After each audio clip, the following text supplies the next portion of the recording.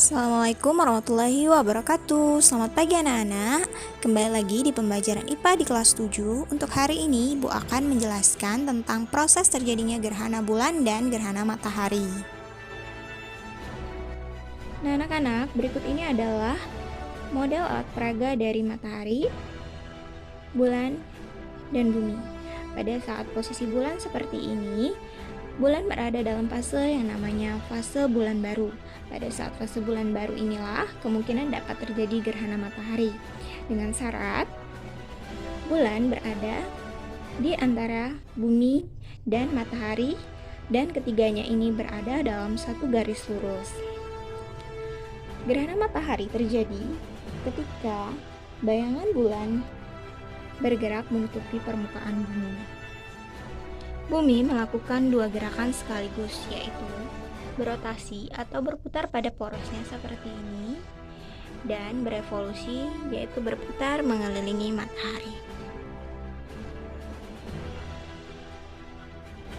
Seperti bumi, bulan juga mengalami rotasi dan revolusi, serta dia juga melakukan satu gerakan, yaitu bergerak bersama-sama dengan bumi untuk mengelilingi matahari. Pada saat posisi seperti ini, bulan berada dalam fase bulan purnama. Nah, pada saat fase bulan purnama inilah dapat terjadi gerhana bulan.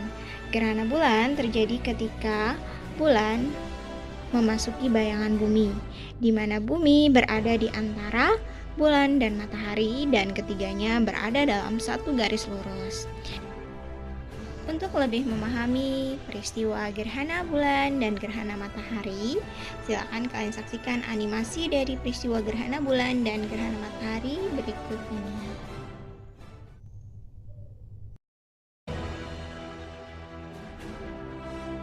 Gerhana bulan terjadi saat bumi menghalangi sebagian atau seluruh cahaya matahari untuk sampai ke bulan. Peristiwa ini berlangsung selama bulan purnama, yang terjadi setiap 29,5 hari sekali atau panjang satu orbit penuh bulan mengelilingi bumi. Jadi, mengapa tidak ada gerhana setiap bulan? Orbit bulan miring beberapa derajat dalam kaitannya dengan bumi. Jadi, bumi, bulan, dan matahari tidak selalu sejajar. Saat ada gerhana bulan, ada dua jenis bayangan, yaitu bayangan yang lebih besar disebut penumbra, dan bayangan yang lebih kecil serta gelap disebut dengan umbra. Ada tiga jenis gerhana bulan. Yang pertama adalah gerhana bulan total. Saat matahari, bulan, dan bumi berada dalam kesejajaran yang sempurna dan bulan jatuh di dalam bayangan umbra bumi, terjadilah gerhana bulan total. Pada saat gerhana bulan total, bulan menjadi merah, matahari terbenam karena panjang gelombang cahaya biru yang lebih pendek ini tersebar keluar atmosfer bumi, sedangkan panjang gelombang merah ini dibiaskan atau ditekuk ke dalam menuju bulan, membuat dia tampak merah. Kecerahan cahaya merah bulan tergantung seberapa banyak debu dan awan yang berada di atmosfer bumi. Mengikuti aktivitas vulkanik, abu dapat menghalangi cukup cahaya untuk membuat bulan menjadi merah tua atau bahkan mendekati hitam. Jenis gerhana bulan yang kedua adalah gerhana bulan sebagian, yang terjadi saat bumi, bulan, dan matahari tidak sejajar sempurna. Jadi hanya sebagian dari bulan yang melewati umbra bumi. Bayangan bumi tampak sangat gelap di sisi bulan yang menghadap bumi. Yang terakhir adalah gerhana bulan penumbra, terjadi saat bulan lewat melalui bayangan penumbra bumi. Peristiwa ini begitu halus sehingga kebanyakan orang bahkan tidak menyadarinya. Bulan akan tampak sedikit lebih gelap dari biasanya. Gerhana bulan terjadi hingga 3 kali dalam setahun dan bisa diamati dari keseluruhan separuh bumi pada malam hari. Selanjutnya adalah gerhana matahari. Gerhana matahari terjadi saat bulan baru bergerak di antara bumi dan matahari, menghalangi sebagian atau semua sinar matahari dari mencapai bumi. Matahari memiliki 400 kali lebih lebar dari bumi dan jaraknya juga 400 kali lebih jauh, sehingga kedua benda tersebut tampak berukuran sama di langit kita. Para astronom dapat memprediksi gerhana karena bumi dan bulan memiliki orbit yang sangat mudah ditebak. Lalu, mengapa tidak ada gerhana setiap bulan? Orbit bulan biasanya miring beberapa derajat ke utara atau selatan dalam kaitannya dengan bumi. Saat bulan melakukan gerhana matahari, ada dua jenis bayangan di bumi.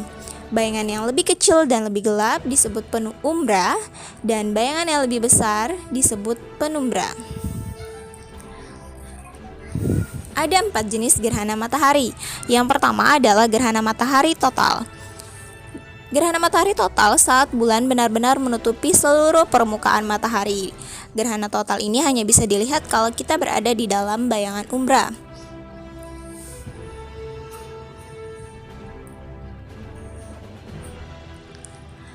Kemudian, orang-orang yang ada di dalam bayangan penumbra hanya melihat gerhana sebagian atau gerhana tipe kedua.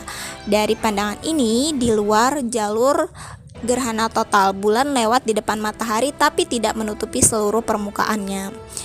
Yang ketiga adalah gerhana cincin, terjadi saat bulan lewat tepat di depan matahari. Namun, tidak seperti gerhana total, bulan tampak terlalu kecil untuk menutupi matahari sepenuhnya.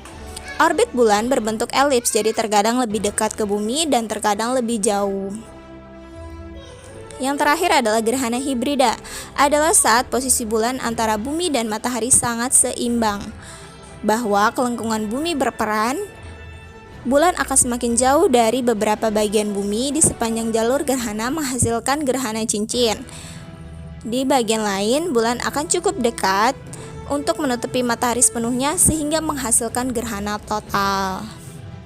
Sedangkan gerhana matahari total terjadi di suatu tempat di bumi setiap 1 atau 2 tahun. Setiap titik di bumi mengalami peristiwa tersebut hanya sekitar sekali setiap 400 tahun. Nah, itu tadi video pembelajaran kita tentang proses gerhana bulan dan gerhana matahari. Ibu harap kalian memahami pembelajaran hari ini. Ibu akhiri, assalamualaikum warahmatullahi wabarakatuh.